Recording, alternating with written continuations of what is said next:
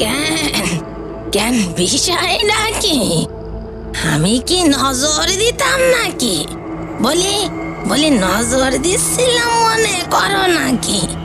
পোলাডারে যে সরাইলা, C C C, এমন ভাবো নাকি?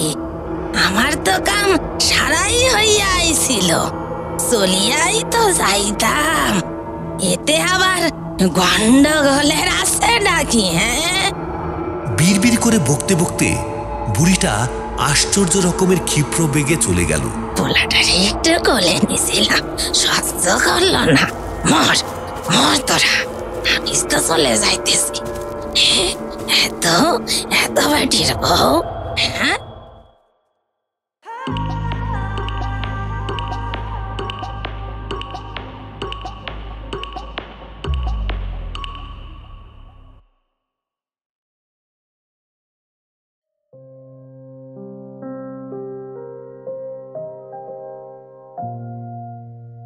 খুব একটা বেশি দিনের কথা নয়, গত মহাযুদ্ধের আমল সেটা।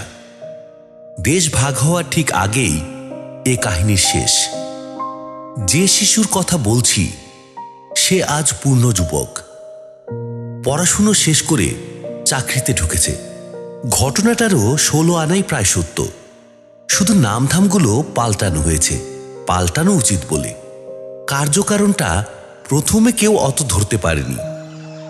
সে তান্ত্রিকটি এসে না বললে আজও বোধহয় কেউ পারত না। পূর্ববঙ্গের বাড়ি সম্বন্ধে যাদের ধারণা আছে তারাই জানেন, পাঁচিল ঘেরা ঘন সম্বন্ধ বাড়ি ওদিকে বড় একটা হতো না। কোঠা বাড়ির কথা আলাদা। যাদের মাটির ঘর, অনেক সম্পন্ন ব্যক্তিও মাটির ঘরে থাকতেন। কেউ কেউ বা বন্যার জন্য থাকতে বাধ্য হতেন। ছিটে বাঁশের দেওয়ালে মাটি ধরানো, কোথাও বা এমনি বাঁশের ফ্রেমে সাধারণ মাটির দেওয়াল, কোথাও বা ছিটে বেড়া, শুধু মাটি নেই। অনেক জায়গা নিয়ে তাদের ভিটে গড়ে উঠত, খেয়াল খুশি মতো ছড়ানো। দাওয়া উঁচু বড় বড় ঘর একটা বা এক জোড়া জায়গায়, রান্নাঘরও তাই, ছাড়া ছাড়া, গায়ে গায়ে লাগানো নয় কোনোটা কোনোটার সঙ্গে। পাঁচিলের বালাই নেই, শুধু বসবাসের ঘরগুলোর সংলগ্ন জমিটা নিকোনো ছাপ করা থাকত। ঘাস বা আগাছা জন্মাতে দেওয়া হতো না, সেইটাকেই উঠোন বলতো। শহরে বা বড় শহরের উপকণ্ঠে যারা থাকেন, উঠোন বলতে তারা যা বোঝেন এ তার ধারে কাছেও যায় না। আসলে এটাকে উঠোনও বলা যায়, চলন বা চলাচলের রাস্তাও বলা যায়। রাস্তা হিসেবে একটু বেশি চওড়া এই যা, কারণ এরই একটা অংশ নির্বাধায় পুকুর পর্যন্ত চলে গেছে। গৃহবিশেষে একাধিক পুকুর, কোনোটা বা গেছে পিছনের সুপুরি নারকেল বাগান পর্যন্ত। সেই একেবারে শেষে 5-6 বিঘা বা 8-10 বিঘা যার যেমন জমি বাগান মিলিয়ে যেটাকে বাস্তু ধরা হয়, তার চারিদিকে কারো হয়তো বা বাঁশের বেড়া, কারো বা কাটা গাছের, কারো বা তাও নেই। মাটি কেটে এনে নালা মতো করা আছে সীমানা হিসাবে। যেদিনের কথা বলছি, মুকুল বৌদি সেই রকম একটা চলাচলের রাস্তায়, উঠোনও বলতে পারেন তাকে, বসে ছেলেকে দুধ খাওয়াচ্ছিল। তখন সন্ধ্যের মুখটা চারদিকের বড় বড় গাছের ছায়ায় বেঁধে আবছা হয়ে এসেছে আলো, অথচ ঠিক আলো জ্বালারও সময় হয়নি। কতকটা সে আবছায়ার জন্যেই ফাঁকা এসে বসেছিল বৌদি, কিছুটা আলো পাবে বলে। সন্ধ্যা দেখানো হলেও পাড়া গায়ে সেই প্রদীপের আলো ভরসা। দুটো হ্যারিকেন আছে, একটা নিয়ে ছেলেরা পড়াশোনা করে, আর একটা জলে বাইরের চণ্ডী মণ্ডপে। মুকুল বৌদির ভাসুর বসে হিসেবপত্র দেখেন, পাড়ার লোকজন এলে গল্পও করেন। তাছাড়া সন্ধ্যা দেওয়া হলে আবার কিছুক্ষণ অপেক্ষা করতে হয়। সেই সন্ধেকালটা না কাটলে নাকি খাওয়াতে নেই, অথচ দেরিও হয়ে গেছে ঢের। কিসেন এসেছে অনেক দেরিতে, গায়ে ধুতে ধুতে সূর্য পাটে বসে গেছেন। ছেলেটা খিদেই চিল চেঁচাচ্ছে, তৎসত্ত্বেও শাশুড়ি তিরস্কার করেছিলেন মুকুল বৌদিকে। ও কি গো বৌমা, এই রাক্ষসী বেলায় তুমি পথে বসে ছেলেটাকে দুধ খাওয়াচ্ছ? খোলা জায়গা, যাতায়াতের পথ, পথ নয়, 4 রাস্তার মোড় বলাই উচিত। 4টে পথ 4 দিকে চলে গেছে, এই কি একটা বসবার জায়গা হলো? এমন সময় কোনো খোলা জায়গাতেই খাওয়াতে নেই, পন্নী দেবতার নজর লাগে। অত গা করেননি মুকুল বৌদি। সত্যি কোনো বিপদ হতে পারে তা ভাবেনি, ভাবার কথাও নয়। এসব ভয় থাকে মানুষের অল্প বয়সে, তবু তখনও কেউ ঠিক বিশ্বাস করতে পারে না। এসবে বিশ্বাস আসে বেশি বয়সে। যৌবনে ভয়ও থাকে না, বিশ্বাসও থাকে না। সে বয়সে অপদেবতার অস্তিত্ব একটা পরিহাসের বিষয় মাত্র। এই ঘটনার কয়েকদিন পরে ছেলের সেদিন 1 বছর পূর্ণ হতে ঠিক একটি দিন বাকি। মুকুল বৌদি ছেলেকে কোলে করে রাস্তায় এসে দাঁড়িয়েছিল। ঠিক দুপুরবেলা, চড়া রোদ, তবে বৌদি দাঁড়িয়েছিল একটা বড় কাঁঠাল গাছের ছায়ায়। অতটা কড়া রোদ বোঝা যাচ্ছিল না সেখানে।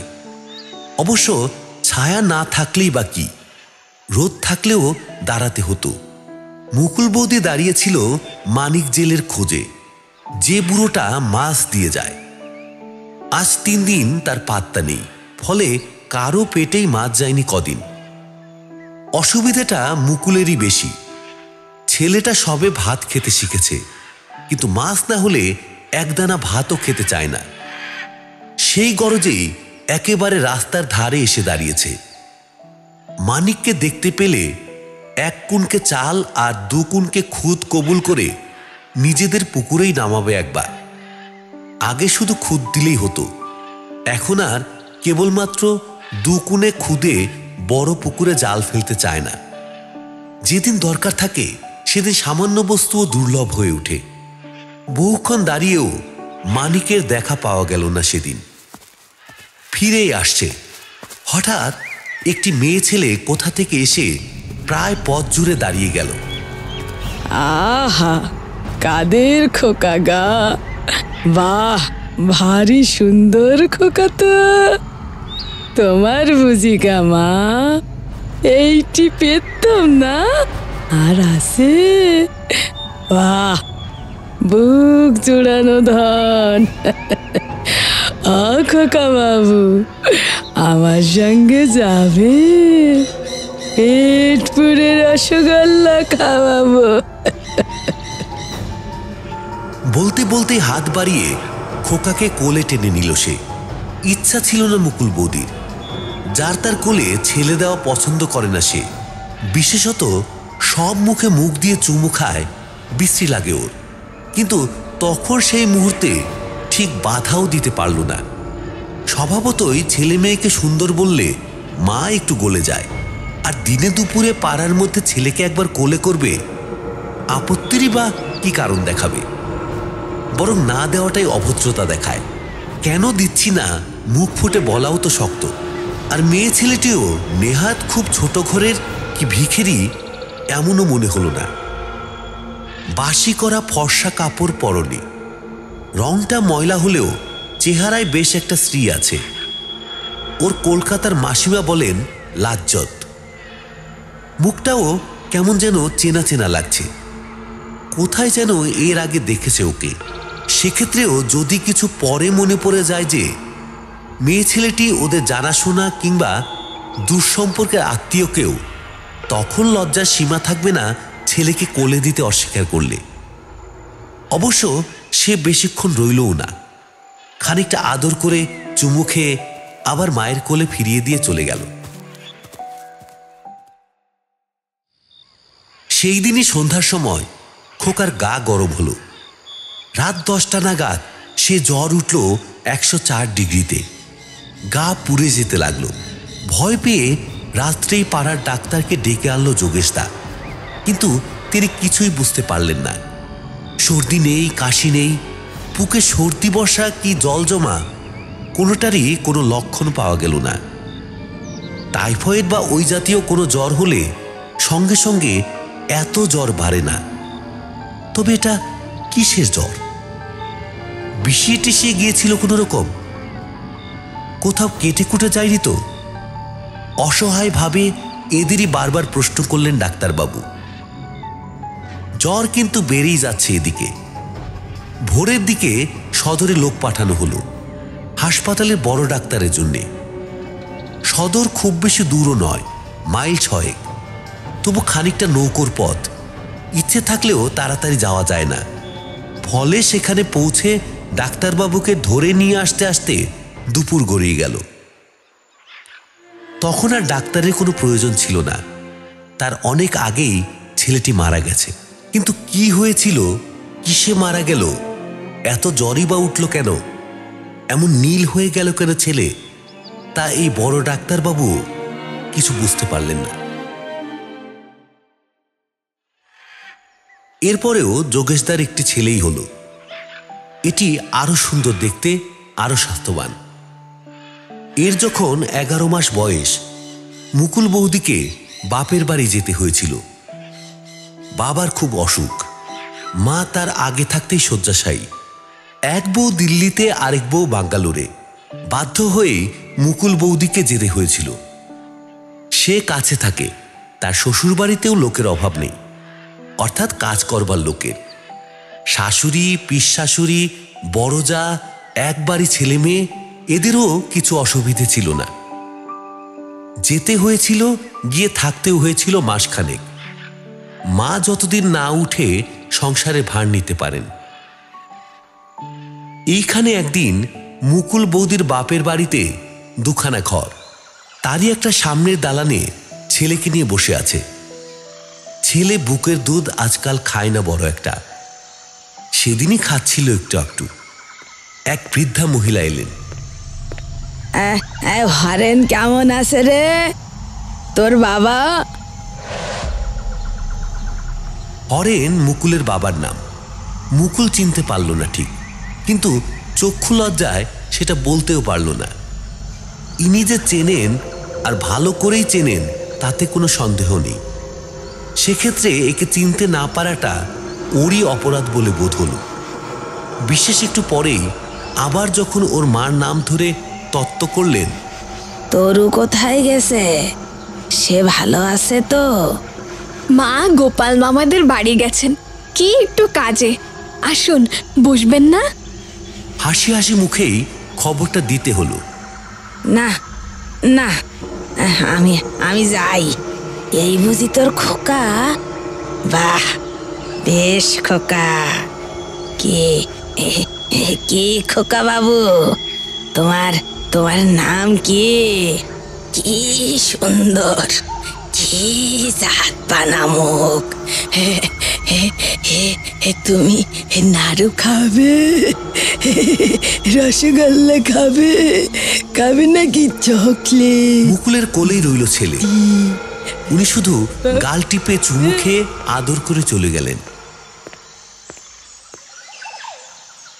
মা ফিরে আসতে মুকুল বৌদি ওর কথা বলল। বাবার ঘুম ভাঙতে তাকেও। দুজনের কেউই চিনতে পারলেন না ভদ্র মহিলাকে। এ গ্রামের তো কেউ নয়ই, কিন্তু অন্য গ্রামেরই বা কে এত পরিচিত? ওই বয়সী যত মহিলার কথা মনে হলো, খানিকটা মেলে হয়তো, পুরো কারো সঙ্গে মেলে না। এর 2 দিন পরে এ ছেলেরও তেমনি জ্বর এলো, সেই প্রচণ্ড গা পুড়ে যাওয়া জ্বর। এ গ্রামের যিনি একমাত্র ডাক্তার, তাকে সেদিনই কি কারণে পাওয়া গেল না। সে জায়গায় বড় কবিরাজকে ধরে নিয়ে এলেন হরেনবাবু। খুব বিখ্যাত কবিরাজ, বিস্তর নাম ডাক, রসসাগর উপাধি। তিনি হাসতে হাসতে এসেছিলেন, কিন্তু ছেলে নারী ধরতেই তার মুখ শুকিয়ে উঠল।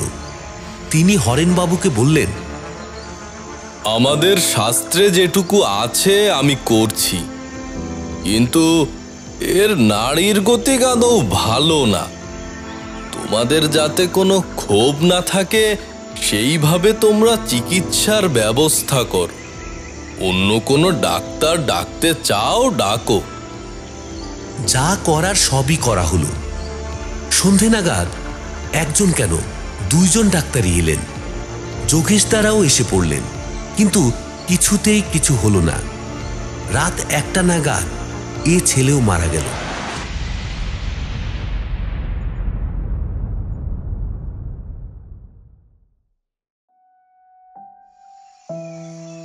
পরে হিসেব করে দেখা হয়েছিল, সেই দিনই ওর 1 বছর পূর্তির দিন। আর একটা দিন বেঁচে থাকলে জন্মদিন পেত। এরপরে ছেলে অর্থাৎ যোগেশদার তৃতীয় সন্তানটিও যখন এইভাবে ঠিক 1 বছর হয়ে মারা গেল, তখন সকলেই চঞ্চল হয়ে উঠলেন। এতটা একেবারে কাকতালীয় হতে পারে না, অন্তত অনেকেরই তাই মনে হলো। ঠিক 1 বছর বয়স হলেই মরছে, আর একই ধরনের জ্বর, একই রকম লক্ষণ। জ্বর হওয়ার ঠিক আগে একজন করে অচেনা লোক আদর করে যাচ্ছে।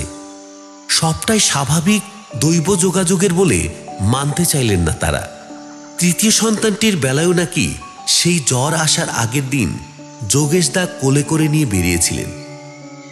কে একটা অল্প বয়সী ফ্রক পরা মেয়ে পথে ধরে কোলে করে প্রচুর আদর করেছিল। অত অল্প বয়সের মেয়ে বলেই কোনো সন্দেহ হয়নি যোগেশদার, কিন্তু এখন প্যাটার্ন মিলে যাচ্ছে, মনে হচ্ছে সে একই ব্যাপার। এরপর কিছু যে একটা করা দরকার সে বিষয়ে কারো সন্দেহ রইল না। সকলেই নিজের নিজের বুদ্ধি ও অভিজ্ঞতা মতো উপদেশ দিতে লাগলেন। নানা ধরনের পরিকল্পনা, অনেক সময় পরস্পর বিরোধীও হয়ে উঠতে লাগল। শেষ পর্যন্ত কিন্তু যোগেশদার মামা কামিনীবাবুর পরামর্শটাই এদের সকলের মনে লাগল। কামিনীবাবু জানালেন, ওদের গ্রাম থেকে 3খানা গ্রাম পরে এক তান্ত্রিক সাধক থাকেন, পিশাচ সিদ্ধ, খুব বড় সাধক নাকি। তাকে গিয়ে ধরলে এর প্রতিকার হতে পারে। তিনি নাকি প্রসন্ন হলে দিনকে রাত করে দিতে পারেন। এমন বহু লোকের বহু উপকারী করেছেন তিনি, জীবনও রক্ষা করেছেন। কামিনীবাবুর এক সম্বন্ধীকে ঘোর সর্বনাশ থেকে উদ্ধার করেছেন। তবে পয়সার লোভ দেখিয়ে কিছু করানো যাবে না, সে মানুষ নন। খেয়াল হলে করবেন, নয়তো একেবারে হাঁকিয়ে দেবেন। খেয়াল হলে নিজেই পয়সা চেয়ে নেবেন, নইলে সেধে কেউ দিতে গেলে হয়তো লাথি মেরে বসবেন, নয়তো মুখে থুথু দিয়ে দেবেন। একবার চেষ্টা করে দেখা হোক তো অন্তত। যা মনে হচ্ছে সত্যিই যদি তাই হয়, যদি কোনো অপদেবতারই ব্যাপার হয়, এটা ওর দ্বারাই একটা সুরাহা হবে। পরামর্শটা সকলেরই মনে লাগলো। কামিনীবাবু বলে দিলেন, পায়খানার কাপড়ে বা সম্ভব হলে আরও অসুচি অবস্থায় তার কাছে যেতে হবে। ঘোর নোংরার মধ্যে বাস করেন তিনি, কিন্তু তা দেখে ঘেন্না করলে চলবে না, বা সে সম্বন্ধে কোনো মন্তব্য করাও না। স্থির হলো যোগেশদা, তার দাদা ক্ষিতীশবাবু আর কামিনীবাবু এই 3 জনে যাবেন সেখানে। দুর্গা বলে একদিন শেষ রাত্রে নৌকো করে রওনা দিলেন ওরা। যেখানে গিয়ে যাত্রা শেষ হলো, নদীর ধারেই একটা বিরাট পাকুর গাছের 2টো মোটা শিকড়ের খাজে কোনো মতে আটকে থাকা একটা ভাঙা চালাঘর। এত আবর্জনায় পূর্ণ যে দূর থেকেই তার দুর্গন্ধে দম বন্ধ হয়ে আসে। আর তেমনই সে লোকটিও, বড় বড় চুল, বাঘের মতো নখ, বোধহয় বছর 10-12 চান করেননি। পরনের কাপড় জামাও তথৈবচ। রাস্তায় যেসব পাগল ঘুরে বেড়ায় তাদের মতোই গায়ে পুরু হয়ে ময়লা জমে আছে। সবটা জড়িয়ে এমন একটা বদগন্ধ যে কাছে যায় কার সাধ্য। তবু যেতে হলো, প্রণামও করতে হলো। কে জানে কেন তিনি অতি সহজেই প্রসন্ন হলেন। সব শুনে বললেন, তোরা যা গিয়া, আমি আইতাছি। স্যামরাডারে না দেখা কিছু বলন যাইব না। এরা রাহা খরচ বাবদ কিছু দিতে গেলে হুঙ্কার দিয়ে উঠলেন একটা, আমারে টাকা দিস, আই আমি কি ফকির নির্বাত্তা? হ্যাঁ, আশ্চর্য এই, এতটা দূরের পথ নৌকো করে যখন ফিরে এলেন ওরা, তখন সন্ধ্যা হয়। কিন্তু বাড়ি ঢুকার মুখেই যার সঙ্গে দেখা হলো সে সেই তান্ত্রিক সাধু ঘোষাল মশাই। বিড়বিড় করে বকতে বকতে আর কি যেন বাতাসে শুকতে শুকতে যোগেশদাদের বাড়িতেই ঢুকছে। এখানেই আছে, পথের দিশা দেখা যাচ্ছে, এই পথ দিয়ে গিয়েছিল। এখানে আছে, এখানে গন্ধ পাচ্ছি। এই যে পিশাচিনীর যাওয়ার পথের গন্ধ। তোর এত বড় সাহস, তুই এখানে এসেছিলি? আমাকে তুই ভয় পাস না? আমাকে ভয় পাস না তুই? চোখাচোখি হতেই এদের বিস্ময় লক্ষ্য করে হা হা করে হেসে উঠলেন।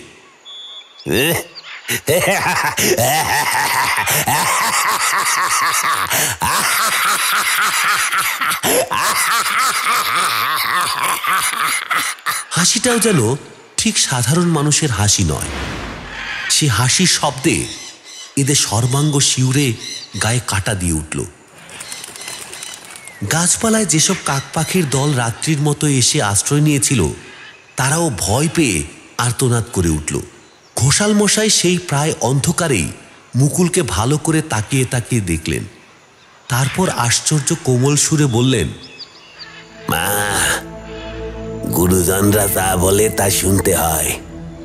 শাশুড়ি বারণ করেছিলেন, কথাটা উড়িয়ে দিয়েছিলে, মনে মনে হেসেও ছিলে, কিন্তু ওরা বহুদর্শী লোক, যা বলেন ভেবেই বলেন। সন্ধেবেলা চলাচলের পথে বসে দুধ খাইয়েছিলে কেন বড় ছেলেটাকে, আর জায়গা পাওনি? সকলেই চমকে উঠল। কথাটা অনেকেই জানত, যারা জানত তাদেরও মনে ছিল না। শুধু সেই সামান্য একটি তুচ্ছ ভুলের যে এতদূর পরিণাম হতে পারে, তা বোধহয় মুকুলের শাশুড়িও ভাবেননি। মুকুল বৌদি তো ভয়ে বিবর্ণ হয়ে উঠল। ভয়ে দুঃখে অনুতাপে দেখতে দেখতে তার কপালে বড় বড় ফোঁটায় ঘাম দেখা দিল। গলার কাছে কান্না ঠেলে উঠতে লাগলো।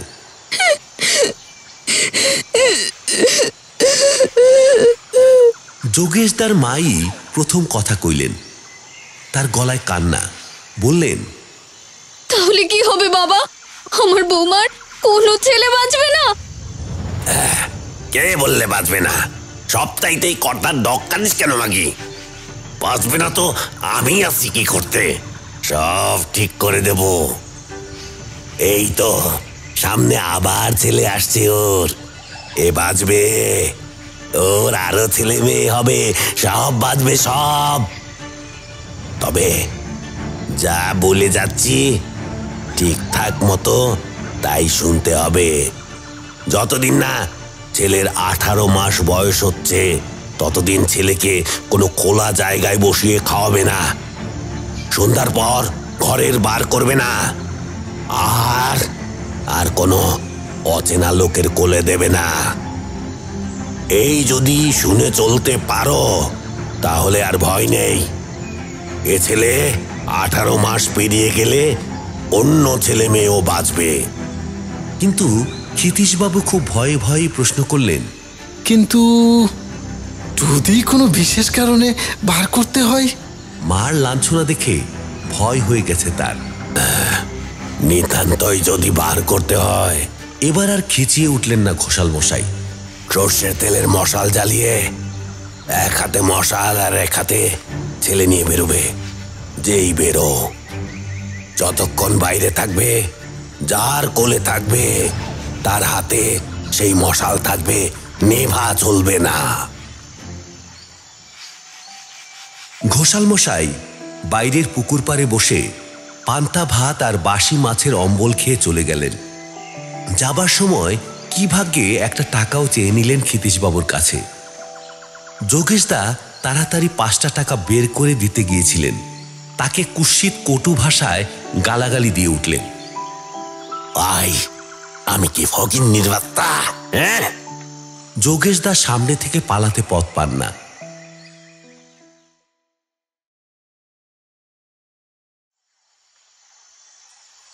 ঘোষাল মশাইয়ের প্রথম কথাটা অচিরেই ফলে গেল অবশ্য।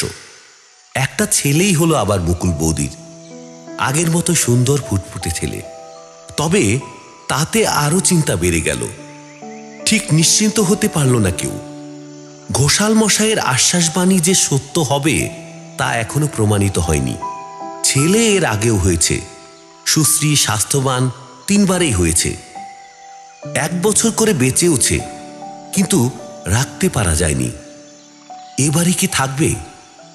সত্যি কি ঘোষাল মশাইয়ের কোনো শক্তি আছে? জন্মদিন যত কাছে আসে ততই যেন কণ্টক সজ্জা বোধ হয় সকলের। মা বাবা ঠাকুমার তো বটেই, জ্যাঠা জেঠিদেরও কম নয়। বারবার এই বিশ্রী কাণ্ড হয়ে যাচ্ছে, কারোরই ভালো লাগছে না সেটা।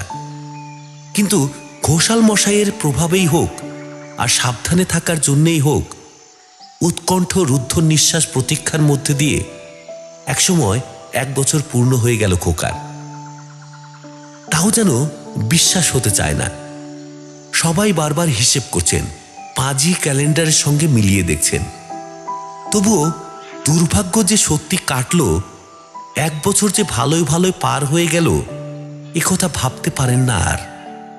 সেই কারণে আরো 2-3টে দিন ছটফট করল সবাই, আশা ও আশঙ্কায়, নিদারুণ সংশয়ের মধ্যেই।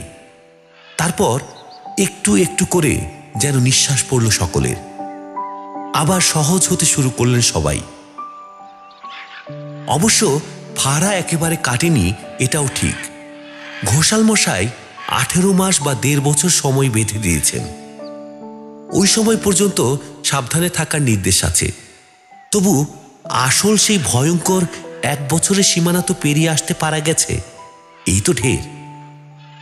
অনেকদিন পরে আবার এবারের মেয়েদের মুখে হাসি ফুটল। এই 1টা বছর খুবই সাবধানে ছিলেন এরা। মধ্যে একবার রাত্রে বার করতে হয়েছিল খোকাকে। মুকুল তখন বাপের বাড়িতে। হঠাৎ এদের এক জ্যাঠা এসে পড়লেন, মানে যোগেশ দাদের জ্যাঠা।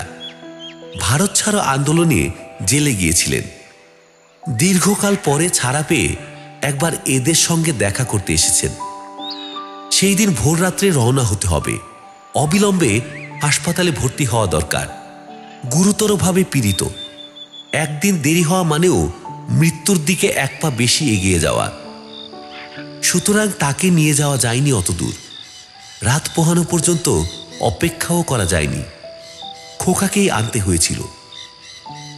বেশি দূর নয়, মাত্র মাইল 4 ব্যবধান। তবু দেরি লাগে একটু। খানিকটা পথ নৌকোয় ও খানিকটা হেঁটে আসতে হয়, কিংবা গরুর গাড়িতে। সেই সমস্ত পথই হরেনবাবু এক হাতে নাতিকে, আরেক হাতে মশাল নিয়ে এসেছে, কারোর হাতেই দেননি। ফলে এখানে এসে যখন পৌঁছলেন, কোনো হাতি আর নাড়বার ক্ষমতা নেই। 3 দিন ধরে শেক মালিশ দিয়ে তবে সার ফিরিয়ে আনতে হয়েছিল। এইভাবে হুঁশিয়ার থাকতে হবে। নিয়ম কানুন সতর্কতা একটুও শিথিল করা যাবে না। সে সম্বন্ধে সকলেই সচেতন, কারুরই দ্বিমত নেই। পরস্পর বলেওছেন বারবার। তবু কবে এবং কখন যে সে সতর্কতা শিথিল হয়ে এসেছে একটু, তা কেউ টের পাননি।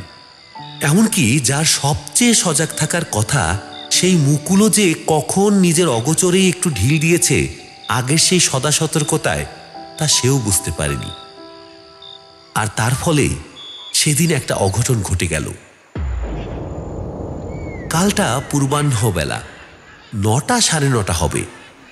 বাড়িতে লোকজনও বিস্তর, আর সেই জন্যেই কারো খেয়াল হয়নি কথাটা।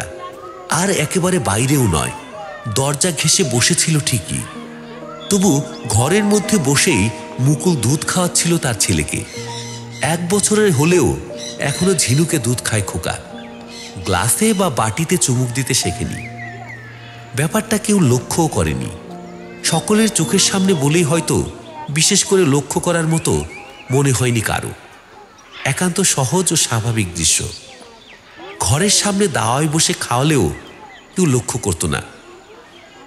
লক্ষ্য করার কিছু আছে বলেও ভাবত না। সেই জন্যেই বুড়িটা কখন এসে দাঁড়িয়েছে এবং এক দৃষ্টে চেয়ে আছে ছেলেটার দিকে, তাও কেউ অত লক্ষ্য করেনি। এই সময়টা পাড়ার বহু মেয়ে ছেলেরা আসে তারা নানান কাজে। কেউ ধান ভেনে নিয়ে যায়, কেউ বা ঘরের কোনো কাজ করতে আসে, কেউ আসে মাছ বেচতে, কেউ মুড়ি ভাজতে, কেউ গোয়ালার কাজ করতে, কেউ বা নিজের গরজেই আসে টাকা ধার করতে, তেল ধার করতে, চাল ধার করতে।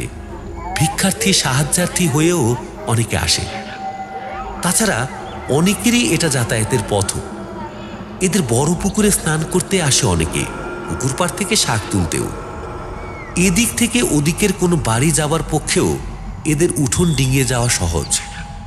সময়টাও কর্মব্যস্ততার। এসব দিকে সকালের জীবন শুরু হয় শহরের থেকে অনেক পরে। সেই জন্য কতকটা ধীরে সুস্থে কেউ কারো দিকে নজর রাখতে পারে না। নজরে পড়ল প্রথম যোগেশদার মায়েরই। মুকুল যে দরজার কাছে বসে ছেলেকে দুধ খাওয়াচ্ছে তা তিনিও দেখেছেন, কিন্তু অত লক্ষ্য করেননি। অর্থাৎ সে ঘটনার পূর্ণ তাৎপর্যটা তার মাথায় যায়নি। এখনো বুড়িটার দিকেই তার আগে নজর গেল। অপরিচিত মুখ, এ গ্রামের কেউ তো নয়, ঠিক পাশের কোনো গ্রামেরও নয়। কেমন একরকম হাসি হাসি মুখে মুগ্ধ দৃষ্টিতে তাকিয়ে আছে, প্রায় পলকহীন চোখে। সেই দৃষ্টি অনুসরণ করেই এবার তিনি যেন প্রথম দেখতে পেলেন মুকুলের কাণ্ডটা। সঙ্গে সঙ্গে প্রায় আর্তনাদ করে উঠলেন তিনি। বৌমা! সে চিৎকারে সকলেই চমকে উঠল। মুকুল তো উঠবেই। ত্রস্ত হয়ে শাশুড়ির দিকে তাকাতেই তার দৃষ্টি অনুসরণ করে বুড়িটাকেও দেখতে পেলেন। সঙ্গে সঙ্গে তার গলা দিয়েও একটা ভীত আতঙ্কগ্রস্ত স্বর বেরোল। সে সভয়ে ছেলেকে বুকে চেপে ধরে আঁচল দিয়ে ঢাকতে ঢাকতে ভেতরে সরে গিয়ে সশব্দে কপাট দুটো বন্ধ করে দিল। মহা বিরক্ত হলো বুড়িটা। অপমানাহত ক্ষুণ্ণ কণ্ঠে বলল, কেন বিষয় নাকি? আমি কি নজর দিতাম নাকি? বলি নজর দিচ্ছিলাম মনে করো নাকি?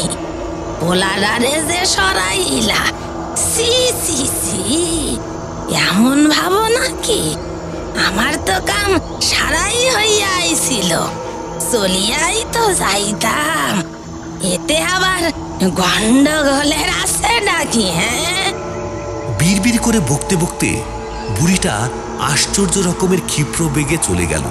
পোলাটারে একটু কোলে নিয়েছিলাম, সহ্য করলো না। মর মর তোরা, আমি তো চলে যাইতেছি। এত বাটির বউ, হ্যাঁ, নামার দিল না। ভাবিছে এরা সকলেই এত হতচকিত হয়ে গিয়েছিল যে সে কে, কোথায় থাকে, কোথা থেকে এসেছে এবং কি দরকারে সেসব প্রশ্ন করার কথা মনেও পড়ল না দৃষ্টির আড়ালে চলে যাবার আগে।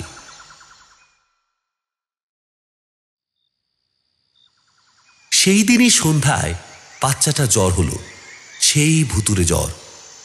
এদের মুখ শুকিয়ে আসা স্বাভাবিক।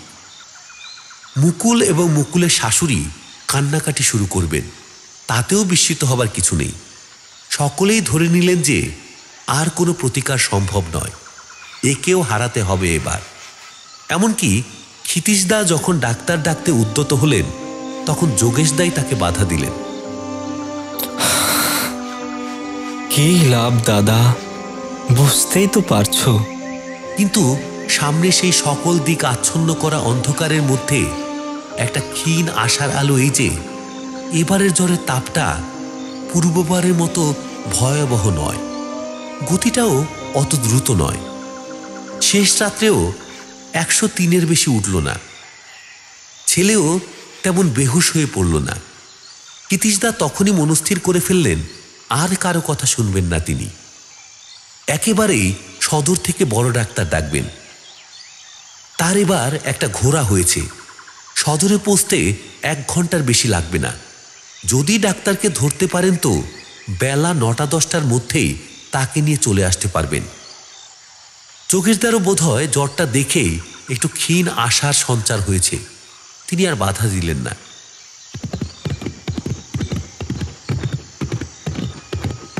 কিন্তু ঘোড়ায় চড়ে বাড়ির সীমানা পেরিয়ে রাস্তায় এসে পড়তেই ঘোড়াটা হঠাৎ ভয় পেয়ে সামনের পা তুলে চিৎকার করে উঠল।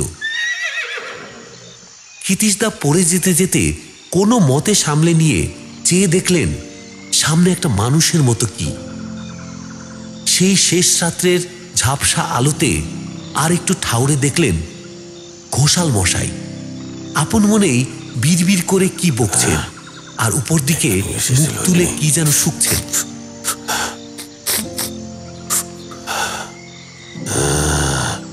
এখানেই আছে, পথের দিশা দেখা যাচ্ছে। এই পথ দিয়ে গিয়েছিল। এখানে আছে, এখানে গন্ধ পাচ্ছি।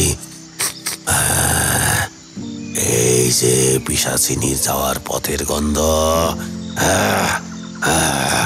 তোর এত বড় সাহস, তুই এখানে এসেছিলি? আমার কি তুই ভয় পাস না? এবার মনে পড়ল তার কথাটা সবারই। ক্ষিতীশদা ঘোড়া থেকে নেমে তার পায়ে পড়লেন। ঘোষাল মশাই মুকুলকে ও মুকুলের শাশুড়িকে খুব তিরস্কার করলেন। তার তিরস্কার সাধারণ তিরস্কার নয়, কুৎসিত কদর্য ভাষা। এমনি শুনে কানে আঙুল দিতে হয়। ছেলে পুলে কি গুরুজনদের সামনে দিলে তো দাঁড়ানোই যায় না। তবে অভয় দিলেন ঘোষাল মশাই। বললেন, ডাক্তার ডাকতে হবে না, ও বেটাদের কম্য নয়। ওরা জানে মানুষ মারতে, এমনি ভালো হয়ে যাবে। চরম অনিষ্টটা হতে পারেনি। আর 2 মিনিট দেরি হলে তাও হতো, তখন আর কিছুতেই বাঁচানো যেত না। যাগ্গে, আমি আছি। ছেলের জ্বর না ছাড়লে যাচ্ছি নে, তোরা নিশ্চিন্তি থাক। 3 দিন থাকবেন তিনি বললেন। কোথায় থাকবেন, কি খাবেন, সে সম্বন্ধেও স্পষ্ট নির্দেশ দিয়ে দিলেন। বাড়ির সীমানার বাইরে পাড়ার আস্তাকুর যেটা জঞ্জাল টঞ্জাল ফেলা হয়, সেদিনও একটা আধপচা মরা কুকুরকে ফেলে দিয়ে গেছে, সেখানেই থাকবেন। রসুন দিয়ে পচা মাছের তরকারি রেঁধে দিতে হবে, আর পান্তা ভাত। কেবল শেষ দিন রাত্রে অতিরিক্ত 2 বোতল দেশি মদ এবং খানিকটা ঝলসানো পোড়া মাংস চাই। ঠিক 3 দিনের দিনই ছেলের জ্বর ছেড়ে গেল। ঘোষাল মশাই বললেন, আর ভয় নেই, আর ভয় নেই, বুঝলি? এবার যা খুশি করতে পারিস। আর সে আসবে না, অন্তত এ বাড়ি ঢুকবে না। তবে 18 মাস পূর্ণ হবার আগে এ বাড়ির বাইরে কোথাও যাস না। আর দেরিও তো নেই, মোটে 2 মাস। নাই বা গেলি কোথাও। ঘোষাল মশাইও সেই দিন রাত্রে অন্তর্হিত হলেন। পরের দিন ভোরে উঠে আর তাকে দেখা গেল না। যেমন হঠাৎ এসেছিলেন, তেমনি হঠাৎই চলে গেলেন।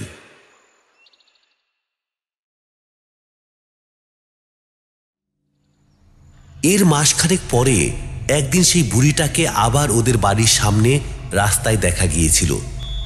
যেন কি একটা মতলবে ঘুরে বেড়াচ্ছে। ভেতরে ঢোকারই ইচ্ছে, কিন্তু ঠিক ঢুকতে সাহস করছে না।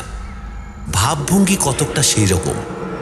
যোগেশদার মাই প্রথম দেখতে পান তাকে, চিনতেও পারেন সঙ্গে সঙ্গে। তিনি চিৎকার করে ছেলেকে ডাকেন, যোগেশ, ও যোগেশ! চিৎকারে যোগেশদা ক্ষিতীশদা দুজনেই ছুটে আসেন। সেদিন বাড়িতে অনেকেই এসে পড়েছিল। ক্ষিতীশদার ভাগ্নেরা, কামিনী মামার ছেলেরা, বিস্তর ছোকরা, তারাও হৈ হৈ করে বেরিয়ে পড়ল। এরা কেউই চিনত না বুড়িকে, কিন্তু ব্যাপারটা শুনেছিল। যোগেশদা সেদিন দেখেছিল, আজও চিনতে পেরেছে। মা এদের কাছে পরিচয়টা দিতে দিতে সে রাস্তায় বেরিয়ে ছুটতে লাগলো বুড়িটার পেছনে। বহুদিনের নিরুদ্ধ উষ্মাতার স্ত্রী হত্যা হয় হোক, ডাইনিটাকে নিজের হাতে পুড়িয়ে মারবে সে। ততক্ষণে ছেলের দলও বেরিয়ে এসেছে। সবাই মিলেই ছুটতে শুরু করলো। বুড়িও ব্যাপারটা বুঝে ছুটতে শুরু করেছে আগে।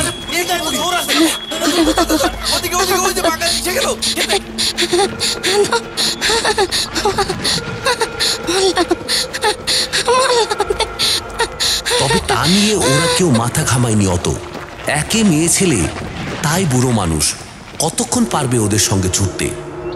কিন্তু আশ্চর্য এই, এরা সকলেই অল্প বয়সী গ্রামের ছেলে, খেলাধুলোও করে সকলে। ছোটা প্রত্যেকেরই অভ্যাস আছে এদের। তবুও বুড়িটাকে ধরতে পারল না ওরা। ওরা যত জোর দেয়, বুড়িও তত জোরে দৌড়ে। ছুটতে ছুটতে ক্রমশ গ্রামের সীমানা এসে পড়ল। সামনে দিগন্ত বিস্তৃত মাঠ, ধানের ক্ষেত। অবশ্য তখন ধান কাটা হয়ে গেছে, তবুও দৌড়তে অসুবিধে হয় বই কি। সে অসুবিধে দুপক্ষেরই হবার কথা, কিন্তু এই সময় একটা অদ্ভুত কাণ্ড ঘটল। মাঠের মাঝামাঝি একটা গাছ ছিল, সম্ভবত শিমুল গাছ, বিরাট বহুদিনের গাছ। বুড়িটা সেইখানে গিয়ে হঠাৎ সেই প্রকাশ্য দীপালোকে সকলের সামনে চোখের নিমিষে মিলিয়ে গেল।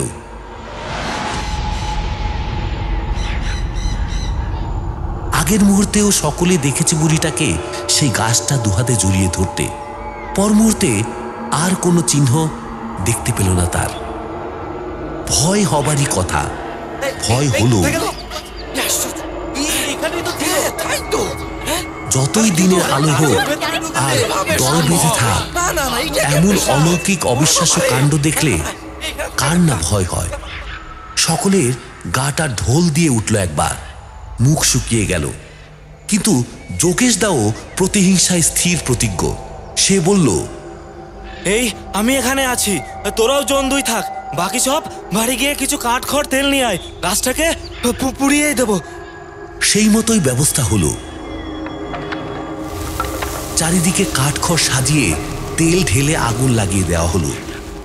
বিপুল অগ্নিশিখা উঠল গাছটা চারদিক বেয়ে। সে আগুন আর ধোঁয়া দূর দূরান্তের গ্রাম থেকেও দেখা গেল। শয়ে শয়ে লোক ছুটে এলো ব্যাপার কি দেখার জন্য। ডালপালা, শাখা প্রশাখা, পত্রপল্লব সব ঝলসে পুড়ে গেল। কিন্তু আশ্চর্য এই, মূল কাণ্ডটা কিছুতেই পুড়ল না বহু চেষ্টা করেও। সন্ধ্যা পর্যন্ত চেষ্টা করে যোগেশদাকেও হাল ছাড়তে হলো শেষ অবধি। ছালগুলো পুড়ে সাদা ছাই হয়ে গেল সেই অসহ্য উত্তাপে, কিন্তু কাণ্ডটা যেমন ছিল তেমনি দাঁড়িয়ে রইল।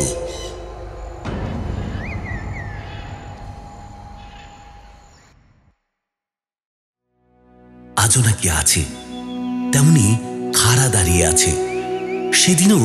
সেদিনও একদল এসেছে দেশ থেকে। পাকিস্তান হবারও বেশ কয়েক বছর পরে তারাও এসে গল্প করেছে শাখা প্রশাখাহীন নিষ্পত্র সাদা কাণ্ডটা তেমনই আছে আজও। না পড়ছে না ঘুম ধরেছে তাতে, কে জানে আরো কতকাল থাকবে।